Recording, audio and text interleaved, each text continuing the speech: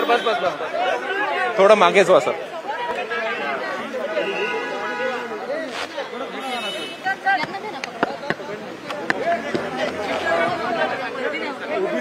सरकारने प्रस्ताव तुमच्या समोर या बैठकीत ठरला होता. विरोधी पक्षनेते म्हणून आणि भाजप विरोधी पक्ष म्हणून आपण या प्रस्तावाला समर्थन केलेलं आहे. सरकारने कुठलाही प्रस्ताव ठेवलेला नाही. सरकारने आमची मतं जाणून घेतली आहेत. ही मतं जाणून घेताना हा जो काही जजमेंट आहे या जजमेंटचं सविस्तर पृथक्करण मी केलेलं आहे. के कृष्णमूर्तीचं जजमेंट आणि त्याच्यावर आधारित असलेलं खानविलकर साहेबांनी नुकतंच दिलेलं जजमेंट, या दोन्ही जजमेंटमध्ये अतिशय स्पष्टपणे सांगितलेलं आहे की पॉलिटिकल बॅकवर्डनेसच्या संदर्भातली इम्पेरिकल इन्क्वायरी करायची आहे. मी हे सांगितलं की याचा जनगणनेशी कुठलाही संबंध नाही आहे. तो पॅरेग्राफ मी वाचून दाखवलेला आहे. आणि ही जी काही इन्क्वायरी करायची आहे ही ट्रिपल टेस्ट सांगितलेली आहे. त्या टेस्टचा पहिला भाग जो आहे तो कमिशन गठीत करणे, तो आपण पूर्ण केला आहे. त्याचा दुसरा भाग जो आहे तो पॉलिटिकल बॅकवर्डनेसच्या पॅटर्न्समध्ये इन्क्वायरी करणे, हे काम त्या कमिशनला करायचं आहे. आणि त्यातली तिसरी टेस्ट जी आहे ती 50% आहे. त्यामुळे जोपर्यंत कमिशन इम्पेरिकल डेटा तयार करत नाही तोपर्यंत हे आरक्षण परत येऊ शकत नाही. हे मी त्या जजमेंटच्या आधारावर सांगितलं आहे. दुसरं 2019 सालचं कर्नाटकचं जे सुप्रीम कोर्टातलं चंद्रचूड साहेबांचं जजमेंट आहे तेही मी वाचून दाखवलेलं आहे की ज्या जजमेंटमध्ये स्पष्टपणे म्हटलेलं आहे की अशा प्रकारची इम्पेरिकल इन्क्वायरी करून रिपोर्ट जर कमिशननी सादर केला तर त्याच्या डेटाच्या डिटेलमध्ये जाण्याचा कोर्टाला अधिकार नाही, असं अतिशय स्पष्टपणे चंद्रचूड साहेबांनी आपल्या जजमेंटमध्ये म्हटलेलं आहे, जे पुन्हा 2021 मध्ये पुन्हा त्यांनी इको केलेलं आहे. त्यामुळे मी हे सरकारच्या लक्षात आणून दिलं की आता आपण जर ज्या प्रकारे मराठा आरक्षणाच्या वेळी आम्ही 5 कमिट्या त्या ठिकाणी अपॉइंट करून त्या 5 कमिट्यांच्या माध्यमातून इम्पेरिकल डेटा तयार केला आणि आपण जर पॅरेग्राफ 288 ते 326 पाहिला तर हा डेटा कुठेही नाकारला नाही त्यांनी. तशाच प्रकारचा डेटा हा पुढच्या 3 महिन्यात 4 महिन्यात आपल्याला तयार केला जाऊ शकतो. त्याच्यावर जी काही कर्नाटकातला डेटा तयार झाला होता तर आपल्या गवई साहेबांनी त्या ठिकाणी सांगितलं, राजेंद्र गवई साहेबांनी, की तो 2 महिन्यात झाला होता आणि तो अफेल्ड केलेला आहे. त्यामुळे अशा प्रकारचा डेटा जर आपण तयार केला तर आपण ओबीसीचं आरक्षण हे निवडणुकांच्या आधी परत करू शकतो. आणि त्यामुळे केंद्राचा डेटा आणि सुप्रीम कोर्टातली केस वगैरे या सगळ्या गोष्टी आवश्यकताही त्याची नाही आहे. आपल्याला हा पॉलिटिकल बॅकवर्डनेसचा डेटा तयार करायचा आहे. त्याच्या क्वांटिफिकेशनच्या संदर्भातही सॅम्पलच्या आधारावर क्वांटिफिकेशन करता येतं.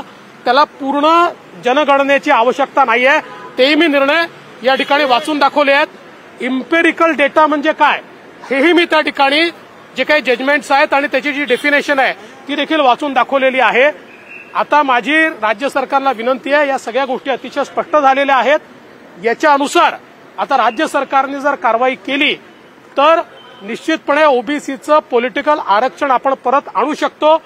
आम्ही शेवटची विनंती अशी केलेली आहे की जोपर्यंत हे पॉलिटिकल आरक्षण ओबीसीचं परत मिळत नाही तोपर्यंत स्थानिक स्वराज्य संस्थांच्या निवडणुका घेऊ नका. कारण आपण बघतो सहकाराच्या क्षेत्रात पाहिजे ती निवडणूक आपण घेतोय, नाही पाहिजे तर पुढे ढकलतोय. मग स्थानिक स्वराज्य संस्थांच्या संदर्भातही जोपर्यंत ओबीसीचं पॉलिटिकल आरक्षण परत मिळत नाही तोपर्यंत ही निवडणूक घेण्यात येऊ नये, अन्यथा अपरिमित हानी ओबीसी समाजाची होईल. या सगळ्या याच्यावर माननीय मुख्यमंत्र्यांनी सांगितलंय की पुढच्या शुक्रवारी किंवा आठवड्याभरानंतर अंतिम निर्णय घेण्याकरता आपण बसू. तोपर्यंत या सगळ्या मुद्द्यांवर लॉ अँड ज्युडिशरी जे काही मुद्दे आम्ही मांडले आहेत त्या मुद्द्यांवर अभ्यास करेल. तर आम्हाला ते मान्य आहे, आम्ही पुन्हा बसायला तयार आहोत, वारंवार बसायला तयार आहोत. पण आमचं मत असं आहे की हे आरक्षण परत करणं सहज शक्य आहे.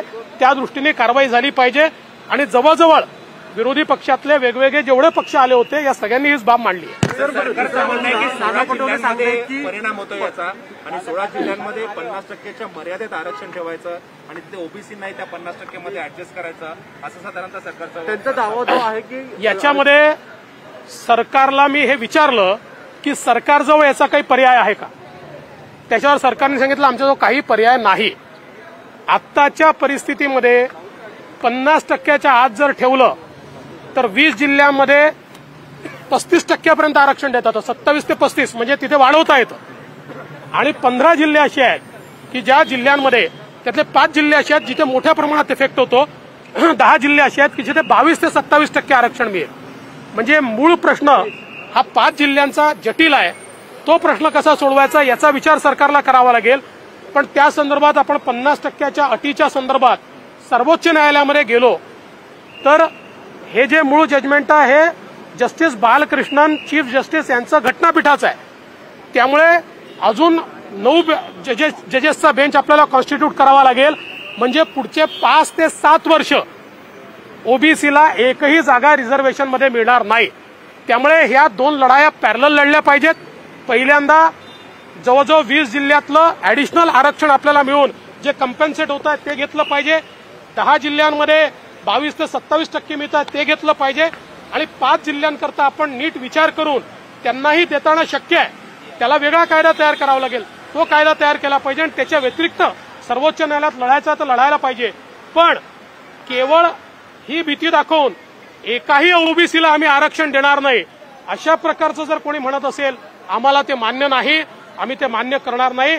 ओबीसींना आरक्षण द्यावंच लागेल. राजकीय आरक्षण त्यांच्या हक्काचं आहे. ते घटनापीठाने मान्य केलेलं आरक्षण आहे.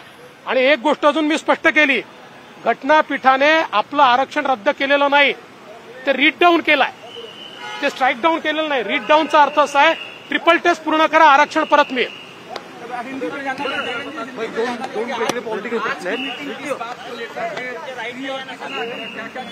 देखिए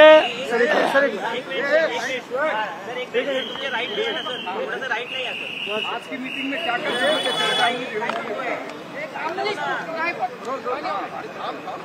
महाराष्ट्र में सुप्रीम कोर्ट के निर्णय से ओबीसी का स्थानिक स्वराज्य संस्था में पूरा का पूरा आरक्षण ये रद्द हो गया है. एक भी जगह ओबीसी के लिए बाकी नहीं है. और इसलिए हमने ये मांग की है कि सुप्रीम कोर्ट ने जो ट्रिपल टेस्ट बताई है उसको पूरा करके ओबीसी का आरक्षण वापस करना चाहिए. इसमें पॉलिटिकल बैकवर्डनेस का एम्पिरिकल इंक्वायरी करने को सुप्रीम कोर्ट ने कहा है, जो अगले 2-3 महीने में हो सकती है. जो हमारा स्टेट बैकवर्ड क्लास कमीशन है उस कमीशन की ये जिम्मेदारी है, उसको रिसोर्सेज दिए जाने चाहिए. और ये अगर किया जाता है तो कोर्ट ने आरक्षण का जो सेक्शन है उसको स्ट्राइक डाउन नहीं किया, उसको रीड डाउन किया है. ये ट्रिपल टेस्ट पूरे किए बराबर हमारे ओबीसी समाज को पॉलिटिकल आरक्षण महाराष्ट्र में वापस मिल सकता है. और इसलिए हमने मांग की है ये तुरंत किया जाए. दूसरी मांग हमने की है कि जब तक ये नहीं होता तब तक स्थानीय निकाय के चुनाव ये रोक दिए जाए.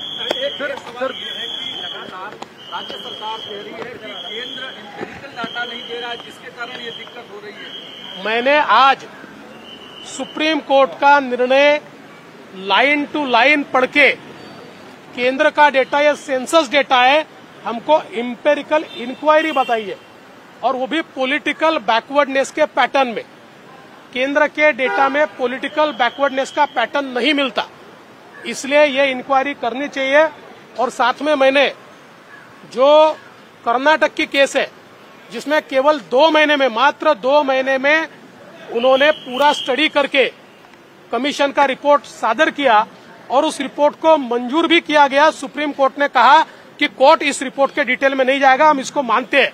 तो ये महाराष्ट्र भी कर सकता है, ये हमने उनको समझाया. 5% का जो